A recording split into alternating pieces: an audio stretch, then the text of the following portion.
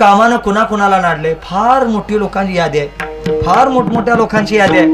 विश्वामित्र आहेत या यादीत, विश्वामित्र यादीत आहेत. 60,000 वर्षाचं तप, प्रतिसृष्टी निर्माण करण्याचं सामर्थ्य.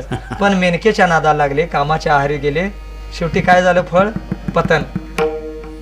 क्रोधासाठी उदाहरण आहे जमदग्नी ऋषींचं. क्रोधासाठी महान तपस्वी होते, शंकरांचे अंशावतार मानले गेलेले जमदग्नी ऋषी. क्रोधाच्या आहारी जाऊन काय केलं? पत्नीचा वध केला. फार मोठ्या लोकांची यादी आहे. हे काम क्रोध कसे आहेत? विषयधरीचे बाग, हे विषयधरीचे बाग,